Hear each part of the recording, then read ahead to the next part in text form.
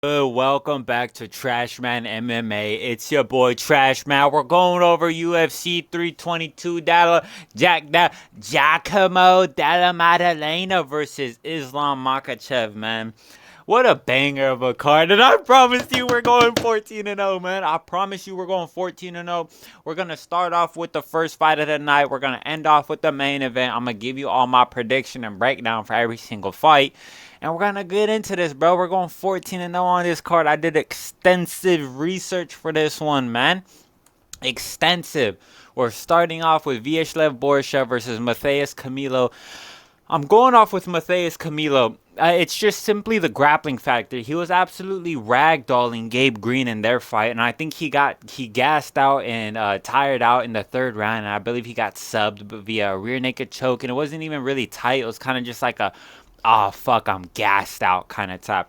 Vyacheslav Borshev, he's kind of been dominated in the grappling over and over and over again. You can't be a 40-year-old man trying to pick up any grappling.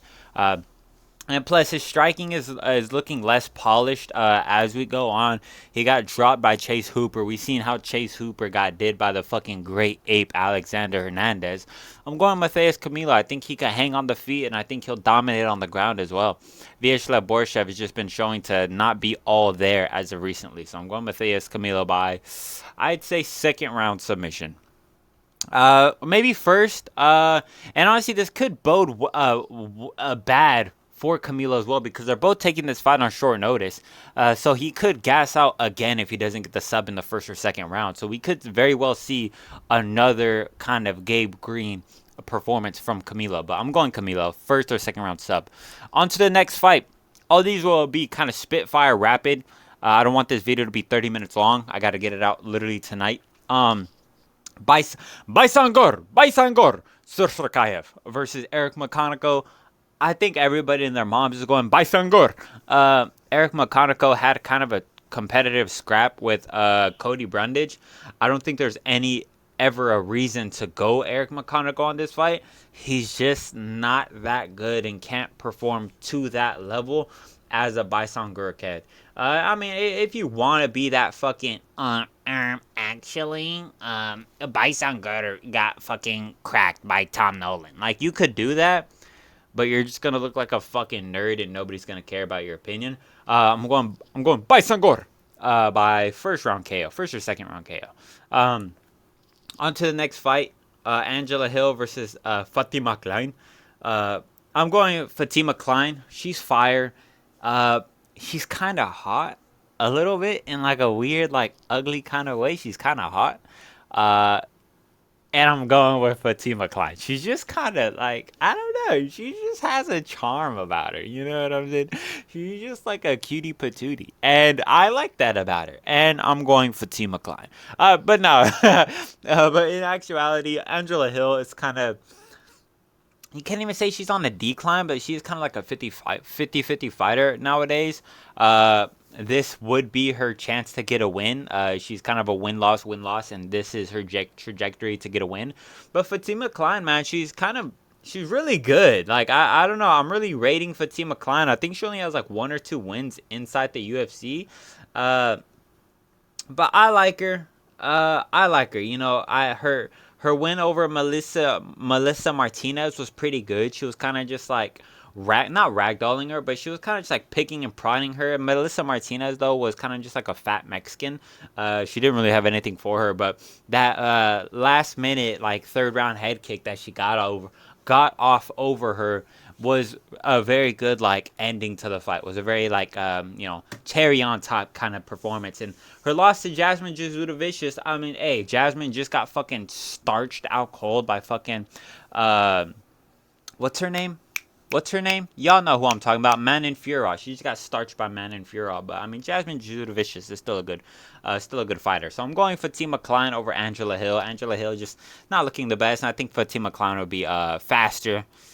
She's a little longer. So I just think my cutie patootie Fatima Klein could get it done. On to the next fight. Pat Sabatini versus Jeppe Mariscal. Dude, Chepe, man, it's actually crazy. Chepe's on an 8-fight win streak, 5 in the UFC. He's on a steamroll performance right now, and it's very impressive. This is a rematch. They fought each other, I want to say, like 7 years ago. Chepe Mariscal won by split decision, and honestly, I could see that happening again. I will be going Chepe Mariscal. I think Pat Sabatini can steal a round off of the heavy grappling performance because we just seen he absolutely fucking dominated, and you got caught. Oh no, wait, I got caught. You got dominated. Type. Pat Sabatini just dominated Joanderson Brito over 15 minutes. It was actually an insane performance. Nobody saw that upset coming. All of us were picking Joanderson Brito, and Pat just fucking came in there, fucking handled business, and up out of there.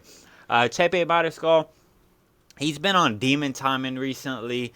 Like I said, I could see Chepe losing around, getting in some, iffy decisions, but I'm gonna go Chepe off of just purely damage. I can't remember. Hold on, let me pull up his wins real quick because I can't really remember any of his wins, but I'm pretty sure they're pretty good. Ricardo Ramos, it's all right. Damon Jackson, it's all right. Morgan Charrier is pretty good. Jack Jenkins is pretty good. Trevor Peake is kind of just a fun fighter, but the fact that he could get it over him is pretty good. Pat Sabatini, there is something to be said. If you want to do MMA math, Chepe Mariscal got absolutely fucking chinned by Joanderson Brito, and Pat Sabatini dominated him for 15 minutes. So that's something that you can say, but man, I'm going Chepe Mariscal. I'm just not going to look too much into this one. I think Pat Sabatini can have some success with this grappling, but I think overall the damage of Chepe Mariscal is going to get him the nod in this. I'm going to go 29-28 Chepe Mariscal. And for the next fight, Kyle Dawkins versus Gerald Meerschaert, the last fight of the early prelims. I'm going Kyle Dawkins for this one. Let me crack open a little brewski real quick. There we go. I'm going Kyle Dawkins on this one. He has excellent grappling, or at least it's good enough to not really get ragdolled by a GM3 in any way. And Kyle Dawkins has absolute fucking heat in his hands. I think he has something like 9 wins by KO. And he has a lot of wins by, oh my gosh, I'm fucking lying. He has 2 wins by KO and 11 wins by submission.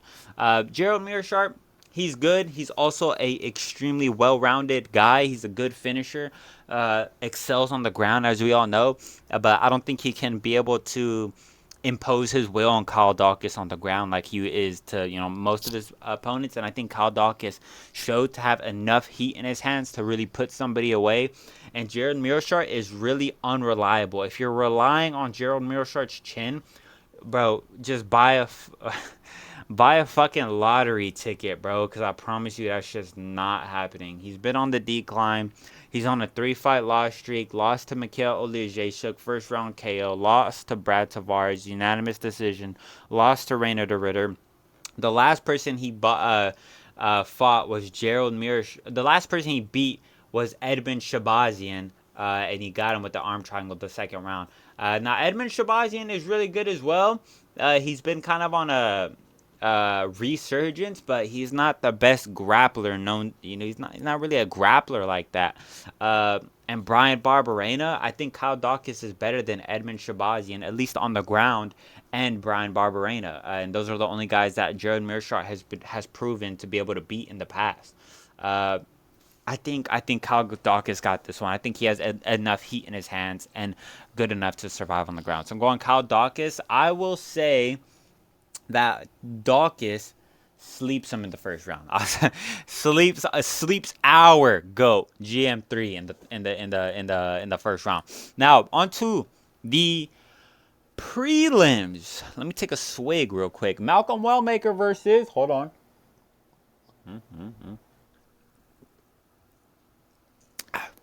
Just imagine like the Minecraft. Malcolm Wellmaker versus Ethan Ewig. Ethan Ewig, he's actually like a fucking JDM prototype. Bro lost his first 2 fights and is now on an 8-fight win streak. And I believe like nearly all of them are by finish. He's from record-wise, he looks decent. He looks good.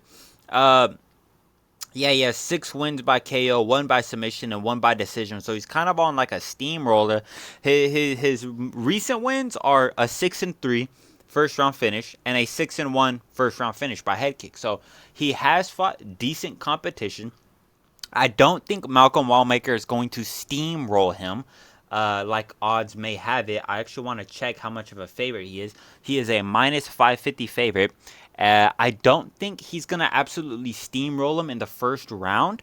I do think Malcolm Wellmaker is going to win, but I think it's going to be kind of a fight where Ethan Ewig goes out there fast. Ethan Ewig is going to go out there fast. He's going to go out there like, all right, I can't go 15 minutes with this guy. Not that he can't, but that's not the game plan you should choose to go to.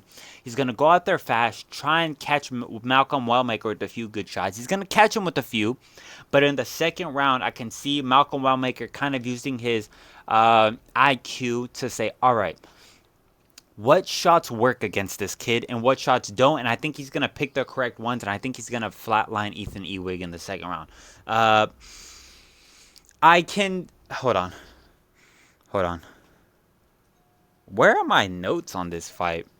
I don't have any notes on this fight. That's crazy. Yeah, I think Malcolm Wallmaker gets it done though. Ethan Ewig is good, like I said. He just fought last week. He's taking this fight on short notice. Malcolm Wallmaker is good, but I mean, come on, like the best person who he's fought is Cameron Simon. Now Cameron Simon is absolutely no schmuck, but Chris Moutinho, I mean, I don't. Yeah, Cameron Simon, it's like we got 2 fights, and I think there's something to be said about Malcolm Wallmaker being a little bit rattled with 2 opponents coming in and coming out. He probably doesn't even know if he's gonna fight tomorrow. If Ethan Ewig is gonna come down with fucking Ebola and just fucking like die, like. Malcolm Wellmaker is probably a little jumbled up, so I can see that getting into his head, allowing Ethan Ewig to have some success in the first round, but later getting slapped in the second. So I'm going Malcolm Wellmaker by a competitive second round KO. I think the first round is going to be a little competitive, and maybe some talks about Ethan Ewig, it looks like he's building, and then he gets caught and fucking dropped and slumped. On to the next. Aaron Blanchfield versus Tracy Cortez. I love both of these women. I love both of them. I don't find Tracy Cortez that hot, if I'm really being honest. Her face is really ugly. Like, she's really fucking gross in the face. She's, like, extreme. Like, her face is just so flat and narrow. She looks like the receptionist lady from Monsters Inc. in a way. Like, she just looks real gross in the face. But the body, I mean, that's a 10 out of 10. That's a 10 out of 10. What can I say? The dresses she be having on. All right, hold on. Aaron Blanchfield, man, just kind of the dog. She's kind of a dog. But I'm going to keep this one real simple, man. One lost to Rose Namajunas, and the other one beat her. I'm going Aaron Blanchfield by, like, slightly better striking. I think she can slightly outdo Tracy Cortez. Tracy Cortez is kind of hot, All right, hold on. Let me get back to the point. I'm gonna go with Aaron Blanchfield, man. Like I said, I'm going Aaron by slightly better grappling, man. I'm gonna go with the 29-28 split decision, man. Hopefully we get some shots, so you know what kind of shots I'm getting. Tracy Cortez, get that takedown, she postures. All right. But I'm going Aaron Blanchfield by 29-28. On to the next fight, man. On to the next fight. We're going Roman Kopylov versus Gregory Rodriguez, a.k.a. RoboCop. I'm going Gregory Rodriguez. I'm really high on Gregory Rodriguez. Gregory Rodriguez is one of my favorite UFC fighters. I would love to see him get ranked. I think he's honestly one of the better unranked prospects. I think he can beat Bo Nickel. I think he can beat Joe Pyfer. I think he can beat a lot of these bottom 15 kind of guys. Roman Kopylov is one of those. He's had 2 shots at the rankings. He's lost both times. Gregory Rodriguez is a guy that if you pin him up against a Paulo Costa, I have Gregory Rodriguez winning that fight. And if he wins this fight tomorrow, I really want that fight. I don't think people understand how fucking fire of a matchup Gregory Rodriguez versus Paulo Costa is. They threw RoboCop up in the rankings, literally hoping he could catch on, but they threw him against fucking Jared Cannonier, dog, and he got knocked out in the 4th round. That was actually the only event this year that I missed, believe it or not, or it might have been last year, but that was one of the last events that I missed. The last event that I missed. So sad that my goat got knocked out that round, that card. But Roman Kopylov, I mean, he's kind of not a schmuck.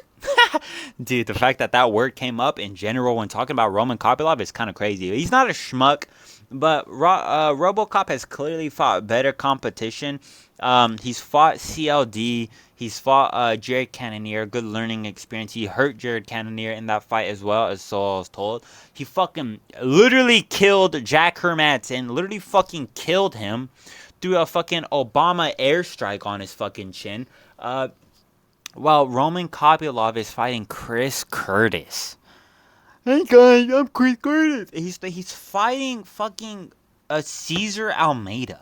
Cesar Almeida is good in his own right, don't get me wrong, but like Gregory Rodriguez, his one win over CLD is better than any of Roman Kopylov's win, hands down.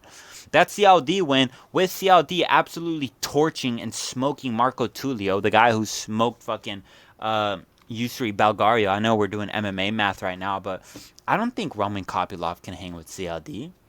I don't think Roman Kopylov can hang with Marco Tulio. I don't think Roman Kopylov belongs in this bottom 15 bracket. I think Gregory Rodriguez does. I think Gregory Rodriguez has proved it. I think Gregory Rodriguez is better in every single aspect of mixed martial arts than Roman Kopylov. Roman Kopylov 2-0, I mean 0-2 in the rankings. Gregory Rodriguez 0-1. You could say third time's the charm, but I'm gonna go Gregory Rodriguez by second round KO. That's what I'm gonna do.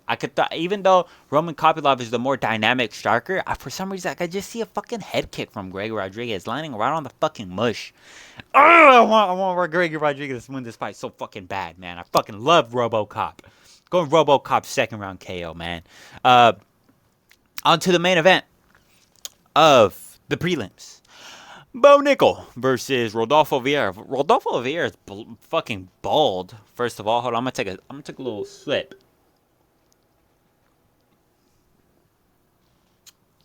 Again, just think of the fucking Minecraft sound. I'm going Bo Nickel on this fight. Bo Nickel versus Rodolfo Vieira. Vieira looked so bad against Tresean Gore.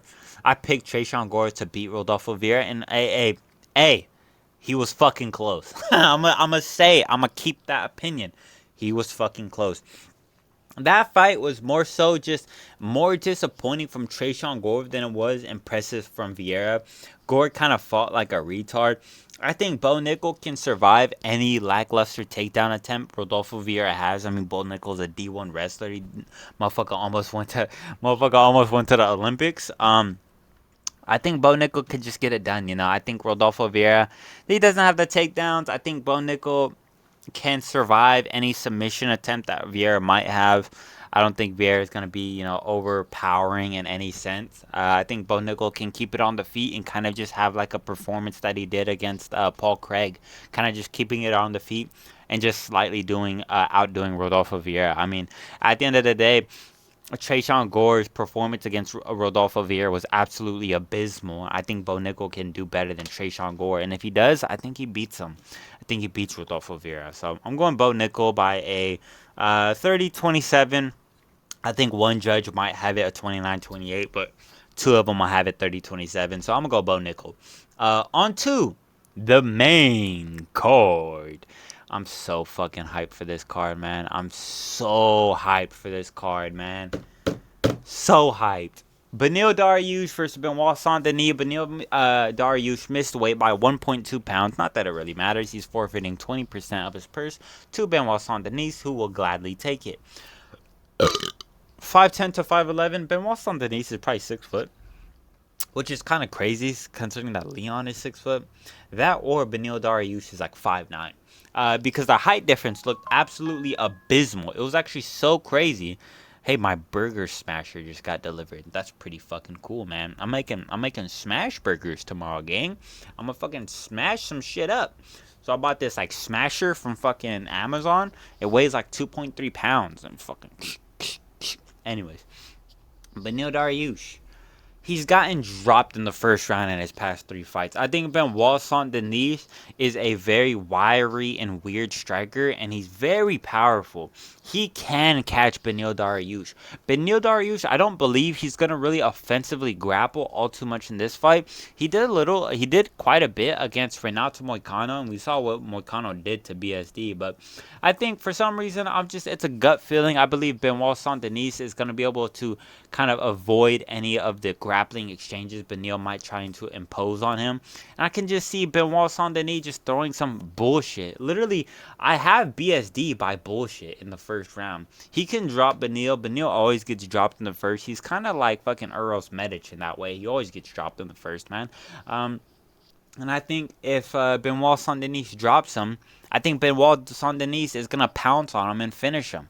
If he doesn't with that first shot, I think he's a lot more powerful than Renato Moicano. I think he's quicker than Renato Moicano. I think he's more explosive than Renato Moicano. Everything on the feet, BSD is better than Moicano. BSD was handling his own against that second round against Moicano, even though with a closed eye and bloodied up, he was able to hold his own. I think Benil's kind of slightly on the decline. I think that first round against Moicano really showed it. And I think it was really on the fault of Moicano, just being a kind of old in his own right. You know, BSD's young. He's got some fire in him. He's ready to get back to the top. I think Benil's a little bit dry.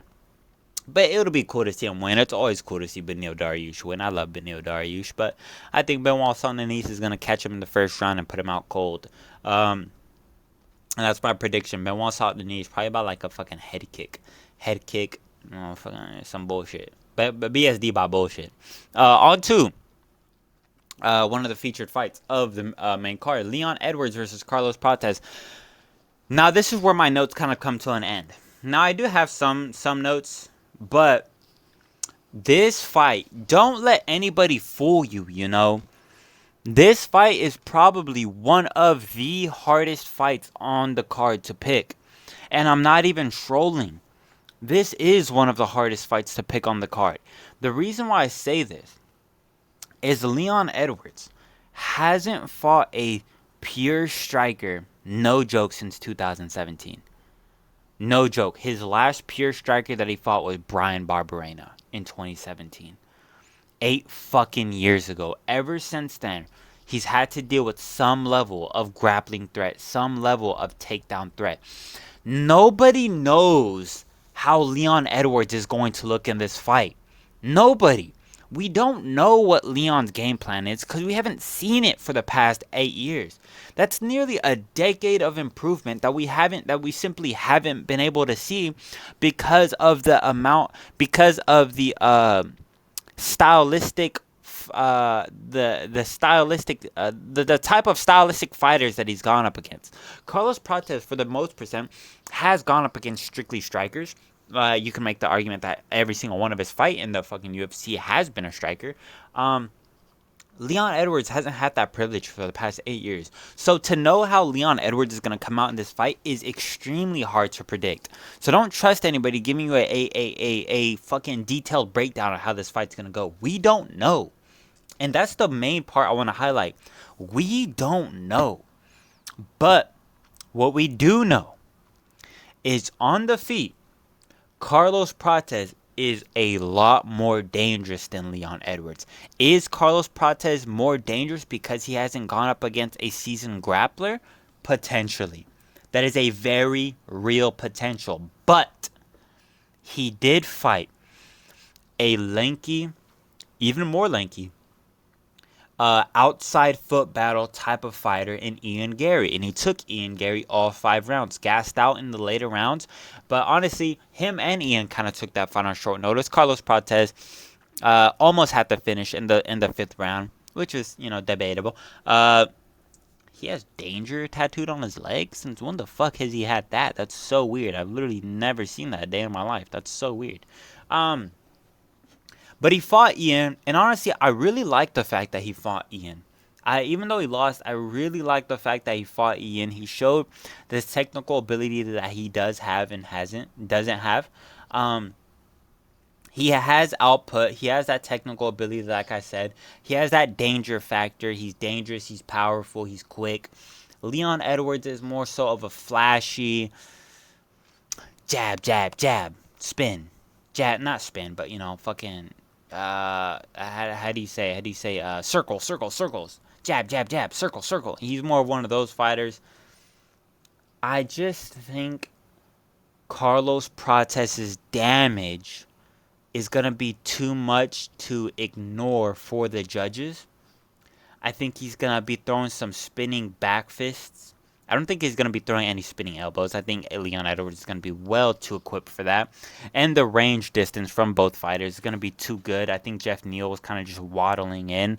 I don't think Leon Edwards is going to get caught with any bullshit like that. I do believe Leon Edwards is an extremely good striker still. And the only reason we haven't been able to see him excel is just the matchups he's been given. He's kind of been in a grappling nightmare, just a grappling hell for the past 8 years.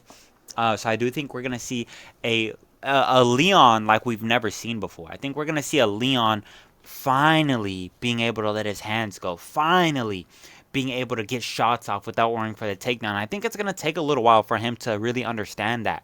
I see Carlos Protez winning that first round with shots because Leon Edwards is just so unused, just so not used to, like, what the fuck, like, it's just on the feet. And I think he's going to be stuck in his own mind, like, okay, a shot's coming, like, eventually, at some point.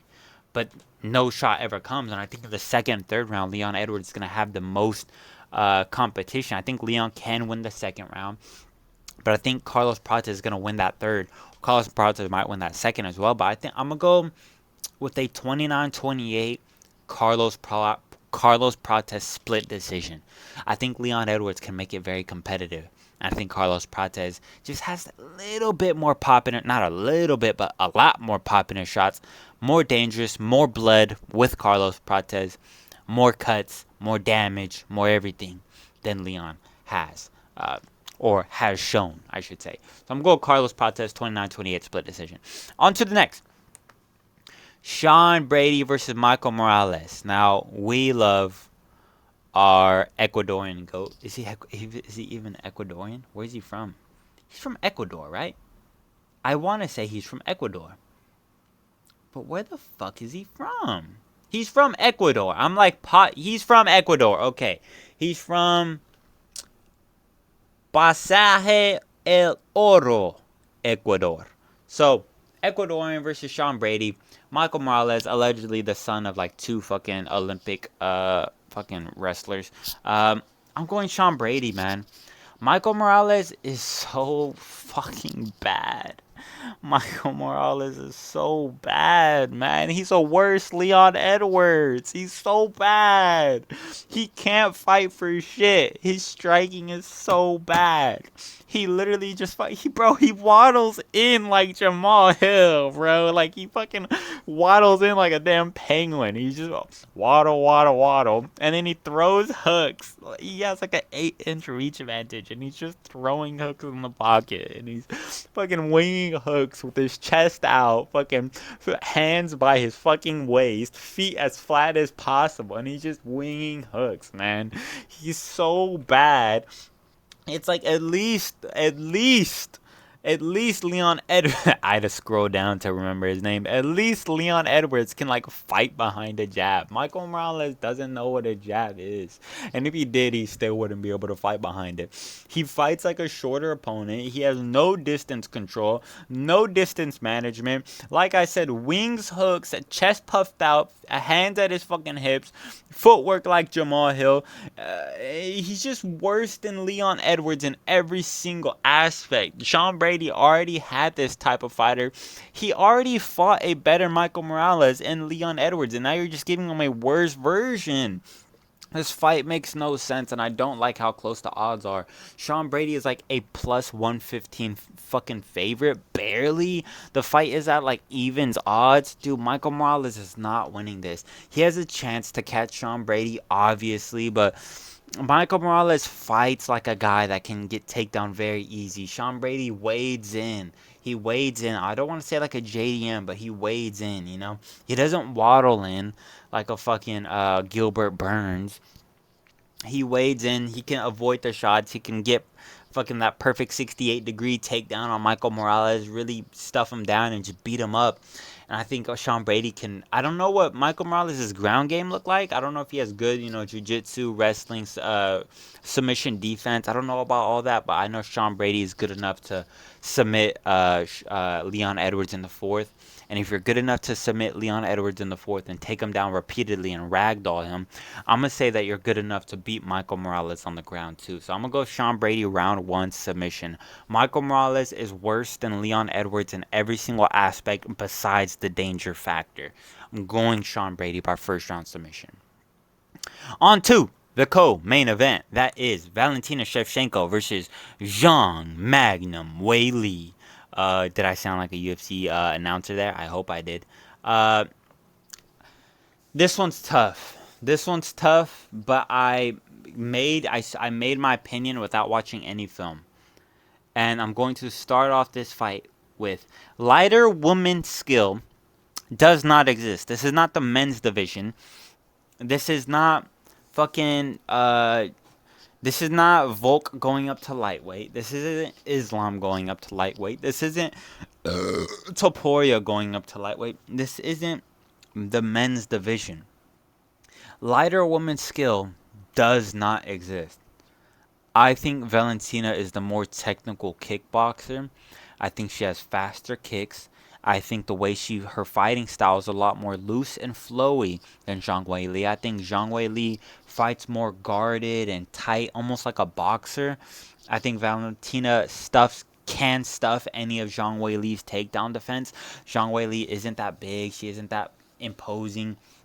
And I think Valentina can get any takedowns of her own if she really wanted to.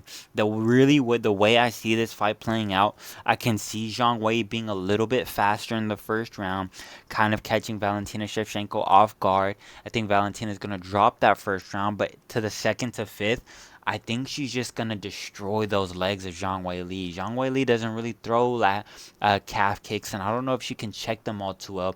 We've all seen videos and the performance of Valentina, just absolutely lightning fast kicks, low kicks, body kicks, head kicks. Her kicks are just lightning fast in every aspect. I think the strategy is, not strategy, but I think she's going to drop that first round. After she drops that first round, she's going to be a lot more elusive.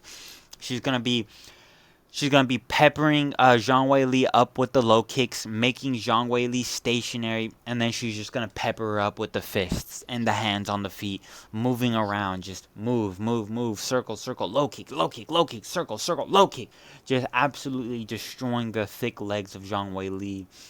And I think eventually, if Valentina doesn't get a head kick KO, which I can so see, and I don't just see it because the Jessica I highlights have been on replay this entire week. Not just that reason, but I can just so see Valentina breaking the legs and body of Weili. Not necessarily the body, but more so the legs.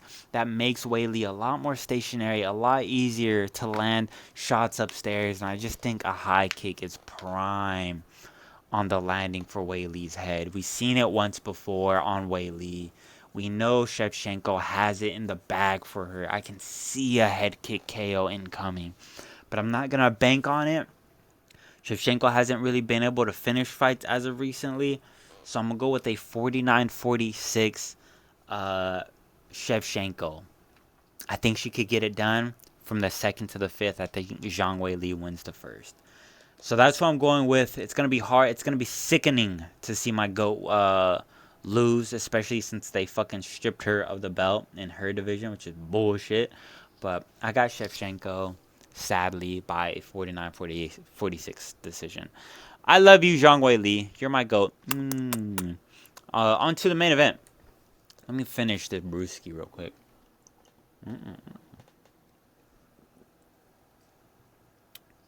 How's your guys' day been?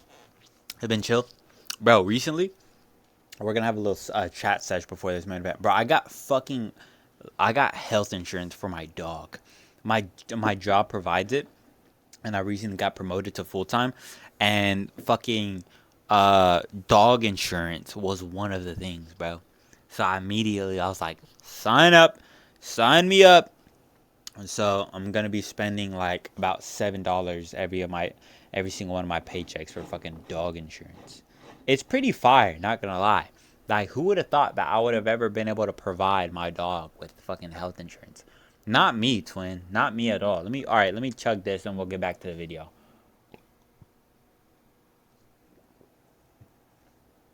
Oh my gosh, hold on, one more swig. All right.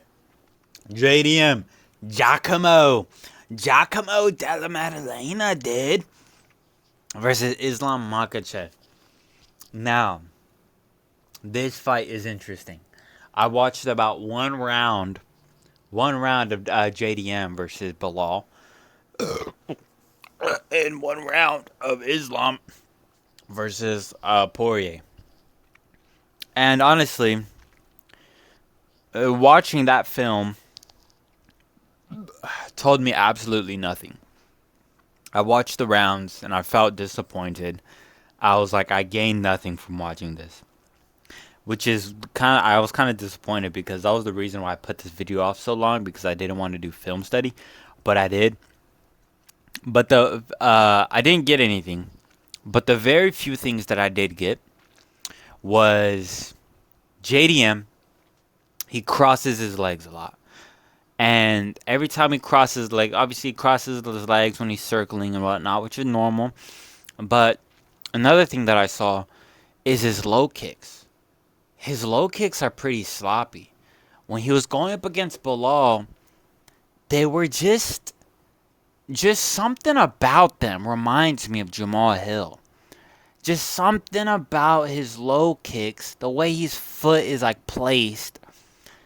It just reminds me of Jamal Hill so much. And I don't like that when you're going up against Islam Makhachev.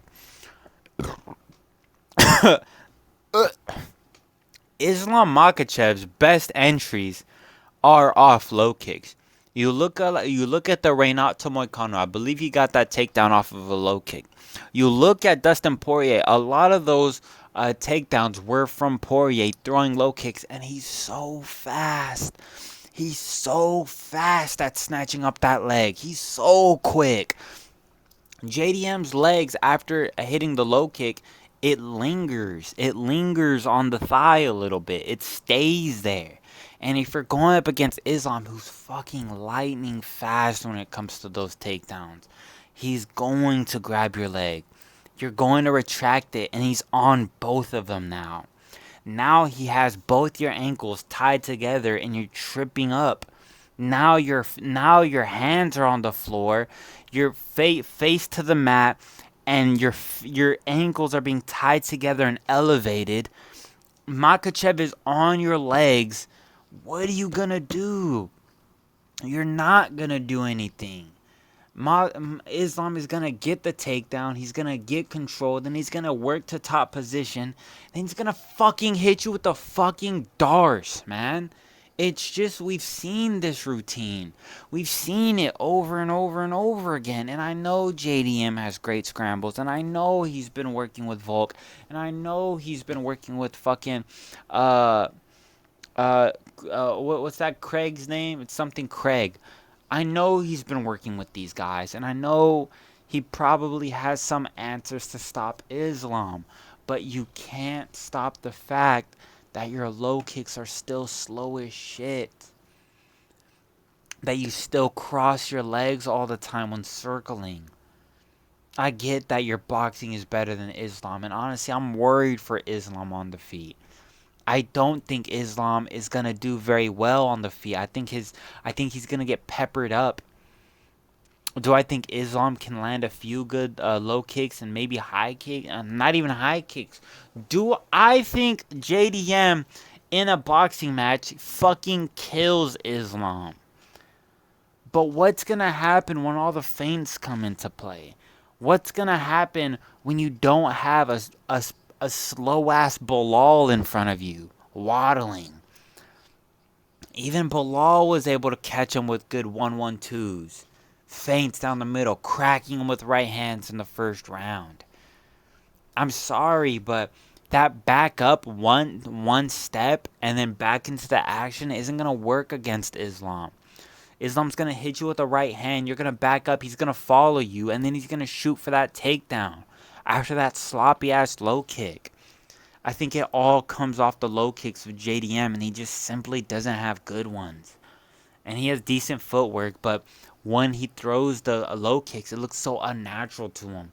I think Islam, like I said, he's gonna grab that leg. I think he's gonna tie up his ankles, drag him down. Both hands are on the floor. JDM. Islam's gonna work to fucking get that takedown. He's gonna get that fucking control. Top position, Darce choke in the second round. I'm going Islam Makhachev by Darce in the second round. I don't think JDM can survive on the ground. I think Islam is a different beast. Not only do I want Islam to win. Personally, yes, I do want to see an undisputed like GOAT. Like, okay, this guy broke Anderson Silva's record or tied with it. He's either gonna break it or he's gonna tie with it. I can't remember. I think he's gonna tie with it. I want to see it, man. I want to see it, and I just don't think JDM has what it takes on the feet. He's dangerous. Or it takes what I don't think JDM has what it takes on the ground. I think he does have what it takes on the feet, and I do think he can catch Islam. But I'm not gonna bank on it. I'm not gonna put all my money on it. I'm gonna put all my money on Islam Makhachev by second round Darce choke. That's what I will put my money on. So that's what I have, man. And that was the whole card. It's gonna be a fucking great card, guys. It's gonna be a really great card. I'm going into work even earlier than I normally do. I usually go in at 6 a.m. I'm going at 4 a.m. I'm gonna get all my shit done, and I'm gonna bounce at like fucking 11 o'clock, 10 o'clock. So I hopefully one day we can do a live like watch companion. That'll be fucking amazing. I've been seeing all the views. I've been seeing all the comments. I've been seeing the support on my Instagram. I appreciate it from the bottom of my heart, man. I just appreciate y'all. 322, man. It's gonna be a banger of a card. I appreciate y'all, bro. And yeah, man. Leave a like.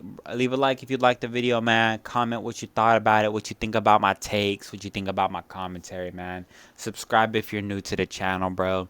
And yeah, check out my Instagram. Check out my Twitter at TrashmanMMA. I post some shit on both of them. I post some mid-fight, like who I thought won rounds and stuff, so you can see what I say there. And yeah, man, I appreciate y'all. Thank y'all for watching the video. I'll make a recap. I'm off Sunday. I requested the day off, so I'm off Sunday. I'll make a recap video immediately. I promise you. If it's not out by Saturday night, because it's my brother's birthday Saturday night, it'll be out early Sunday morning. So appreciate y'all, man. Thank y'all for watching. I will see y'all shortly in a few days, man. So appreciate y'all. And I'll also make a video Monday or Tuesday about the Dan Hooker and